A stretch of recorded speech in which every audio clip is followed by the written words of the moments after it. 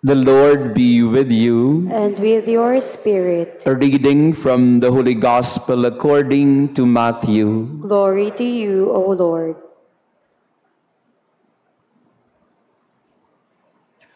Jesus said to his disciples, "Take care not to perform righteous deeds in order that people may see them. Otherwise, you will have no recompense from your heavenly Father. When you give alms, do not blow a trumpet before you, as the hypocrites do in the synagogues and in the streets, to win the praise of others. Amen, I say to you, they have received their reward. But when you give alms, do not let your left hand know what your right is doing, so that your almsgiving may be secret, and your Father who sees in secret will repay you. When you pray, do not be like the hypocrites who love to stand and pray in the synagogues and on street corners, so that others may see them. Amen, I say to you, they have received their reward. But when you pray, go to your inner room, close the door, and pray to your Father in secret, and your Father who sees in secret will repay you. When you fast, do not look gloomy like the hypocrites. They neglect their appearance so that they may appear to others to be fasting. Amen, I say to you, they have received their reward. But when you fast, anoint your head and wash your face, so that you may not appear to be fasting, except to your Father who is hidden, and your Father who sees what is hidden will repay you. The Gospel of the Lord. Praise to you, Lord Jesus Christ. Please be seated. Praise be Jesus Christ. Now and forever. Laudetur Jesus Christus. Semper laudetur. Semper laudetur. Magandang hapon sa inyong lahat, mga kapatid. Pakibating ang katabi natin ng Happy Valentine's. Hindi naman po masamang ngumiti kahit Ash Wednesday. Hindi naman po masama na tayo po ay magdiwang. Raise your hand kung nag-lunch na po kayo. Magkumpisal na kayo. Today is supposed to be the day of prayer and fasting and almsgiving. And specifically, if you are between 18 to 60 years old, you are supposed to observe fasting. Ang ibig sabihin ng fasting ay hindi kayo kakain. Kung kakain man ay one full meal and walang meat or abstention from meat and others, mga bagay na pleasurable and gratifying and yan. So yun po yung fasting in the form, the modern form of it. So ulitin ko, taas ang kamay ng kumain na. Wala nang gusto. Wala nang gusto ang mga senior po ay exempted na. Yan. Kung 61 and above, kahit ano po, kainin nyo na. No? Kahit pinagbabawal ng doktor, kainin nyo na rin. Between 14 and above, 14 years old, yun po yung abstinence. Ang abstinence naman ay abstention from meat. Ito po ay siguro sa modernong pag-iisip ay, ano ba yan? Anong wala namang sense yan or hindi naman yan meaningful. Yes, for some people, it's not meaningful anymore. But if you go back to the heart of these practices, you will realize that these are all very good practices because they are practices of penance. In the olden times, in the Bible especially, in order to repent, to show your repentance, in order to show that you are really sorry for your sins, what you do is to smudge yourself with dirt, with dust, with yung mga putik. So sa unang panahon, sa Biblia lalo, kapag gusto mong magsisi sa iyong kasalanan para ipakita mo ang iyong pagsisisi sa iyong mga nagawang mali sa buhay, ikaw ay maglalagay ng dumi sa iyong katawan. Dudumihan mo ang katawan mo, simbolo ng iyong karumihan sa iyong pagkakasala. At magsusuot ka ng sako para lamang ipakita ng ikaw ay nagsisisi sa iyong mga mali. Queen Esther, for example, in the Old Testament, Queen Esther, on behalf of her people, para hindi maparusahan ng kanyang mga kababayan, she took it upon herself to take the penance of the people. Siya po ay hindi lang basta naglagay ng putik sa kanyang mukha o sa kanyang katawan. Ang nilagay po niya ay dumi ng hayop. She rolled in the dust and she put the dung in her body para lang ipakita na, Lord, nagsisisi na ako o nagsisisi na kami sa aming pagkakamali. Yan, dumi ng hayop ang nilagay niya sa katawan niya. Pasalamat nga kayo, hindi na ganun ngayon.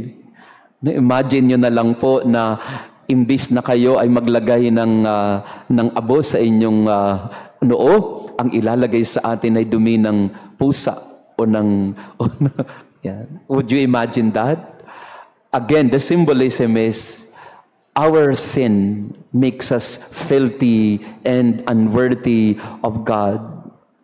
And in order for us to show that we are honestly, sincerely sorrowful for our sins and repentant of our sins, we put this on our bodies. Nowadays, it has evolved, of course, and we put some ashes on our forehead to remind you of two things, of your mortality and of your sinfulness. That you are dust, and unto dust you shall return, and that you are weak, you're a fragile human being, you are prone to sin. Marumi tayo. Sa maraming aspeto ng buhay natin, marumi tayo. That's the symbolism of the ashes. May karumihan tayo. We have all of us. We all have our skeletons in our closets. We all have our dirt and filth in our life. Pakitingnan ng katabi mo. Naka-makeup ba siya? O nakapaligo ba siya? Siguro maganda siya sa paningin, pero lahat naman tayo ay may karumihan sa kalooban. Ano, pakisabi nga sa katabi mo, marumi ka. Ang hirap tanggapin. Ang dumi ko. And that's the imagery, that's the metaphor for sin. You are filthy. You stink before God. And you should feel that. You should feel that you stink. Yan. It should be a visceral experience of repugnance, repulsion. It's an experience of not just a simple annoyance of ourselves, but really more of an experience of nandidiri ka. Nandidiri ako sa sarili ko o nandidiri tayo sa mga sarili natin. That's the experience of ashes.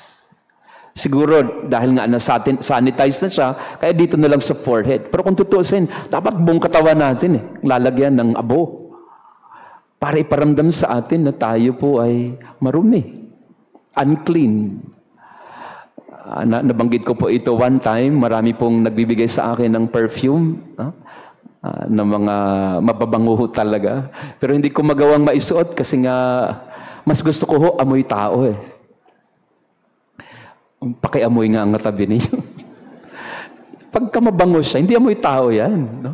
Ang amoy tao ay amoy lupa. The more na amoy lupa ka, the more that you are authentic as a person. No? Kasi minsan, nilalansi mo lang yung katabi mo, pero sa totoo, mabantot ka naman talaga. And that's okay. That's fine. That's who we are. Humanity stinks. Both in the physical and visceral sense of it, and yes, in the spiritual sense of it. So much for the dirt and the filth, but it's also in the form of a cross. Why is it in the form of a cross? Because there is hope for us. Fallen that we are, weak people that we are, the cross of Jesus Christ will save us and can save us from ourselves. And our observance of fasting, of penitence, of almsgiving and prayer, these are all expressions of our desire to reconcile with God. Bakit tayo nag-aabuloy? Bakit tayo naglilimos? Kasi para matanggal yung ating kasakiman. Para hindi tayo masyadong ganid na gusto natin mapasa atin lahat.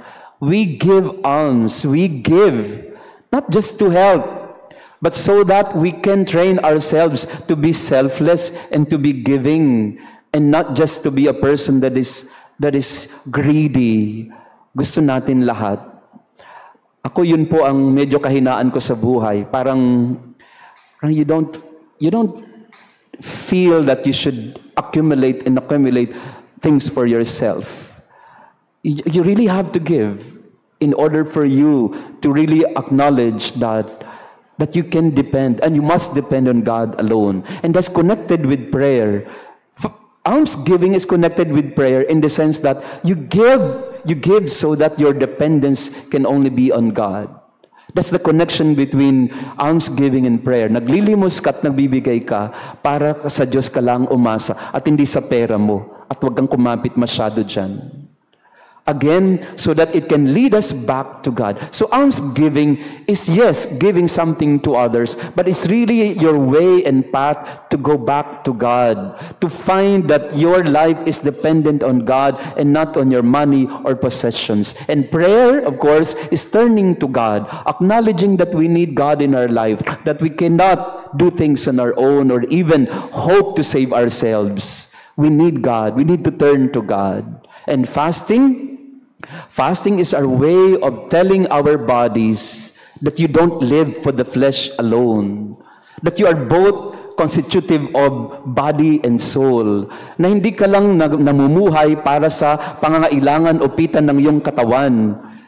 You can restrain yourself from indulging in self-gratification, because your life is not just limited to your body and bodily pleasures, because you also have a soul that needs to be saved. So fasting, what is it for? Yes, it is renunciation of the body, but it's really more to value the soul, that you don't just depend on your body, you don't just depend on your money, you don't just depend on yourself. So prayer, fasting, and almsgiving, they are all connected and they all point to one reality. Go back to God. Go back to your Savior. Your money cannot save you. Your food and possessions cannot satisfy you. And your pride cannot redeem you. All these things are meant to give you a sense of repentance, a sense of going back, finding yourself to God. Tama-tama naman po na ngayong araw na ito ay Valentine's Day. Because the heart of Valentine's Day really is going back to the heart. It's not about chocolates and cards, and it's not about flowers. But being romantic that I am, I'll give you flowers later. Sa mga naandito na walang ka-Valentines, meron pong nagbigay sa atin ng mga magagandang bulaklak from Dangwa. Ito po ay mga imported flowers.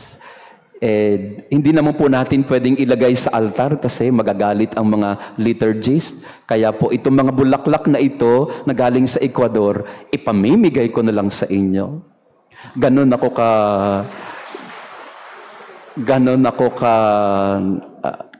bigay lang naman kasi sa atin. Alam naman ilagay ko sa kwarto ko lahat yan. But these flowers, yes, they are symbols of love, but really, the most important thing about Valentine's Day is you go back to the heart. You go back to love. And who is love? But God Himself. So Valentine's Day and Ash Wednesday, they're not in conflict with each other. They're not mutually exclusive. In fact, they hang together. Because Ash Wednesday is supposed to lead us back to God, and Valentine's Day is supposed to lead us back to love. And who is love? No one else but God. Kaya sa misa natin ngayon, as I impose the ashes on your forehead, let us be reminded of our mortality, of our fragility, of our weaknesses and faults, of our need for repentance, of our need for healing and restoration. Yes, we all need that. Mabantot tayo. Marupok tayo. Tao tayo. Lupa at alabok tayo. Pero sa kabila ng lahat ng yan, may pag-asa tayo dahil niligtas tayo ng Diyos. Dahil mahal tayo ng Diyos. Dahil sa kabila ng ating karupukan, pinalalakas tayo at ang loob natin ay binabangon ng Diyos na nagpapatawad at nagmamahal. So the best way to spend your Valentine's Day is to go to confession. To be reconciled with God. To restore your relationship with the Lord.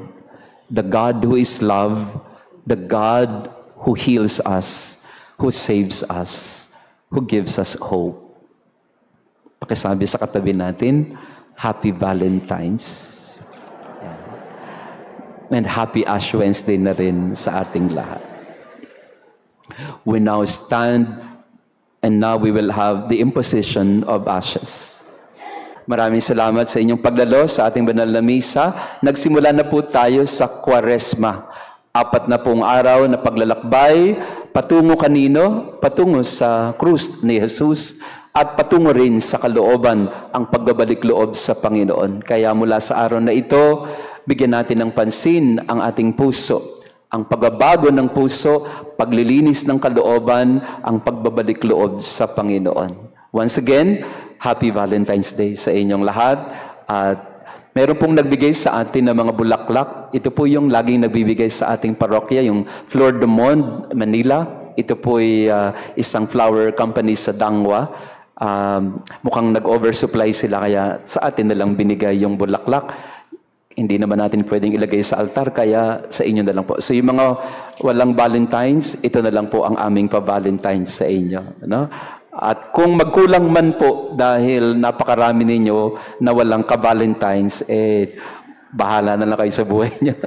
Hindi po. So we'll make sure that everybody gets a flower. And may this token of a gift that we give to you remind you that you are loved. No?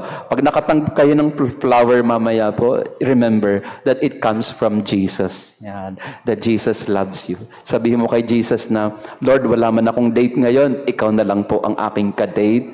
At nawa ay kunin mo na ako. Hindi, kunin mo ako bilang iyong minamahal, no? Minamahal na anak. Yan. So we pray and for all of you that your heart may really be full of love because you are loved by the Lord. The Lord be with you. And with your spirit. And may our loving God bless you and your family, the Father, the Son, and the Holy Spirit. Amen. Our Mass, Ash Wednesday Mass has been offered.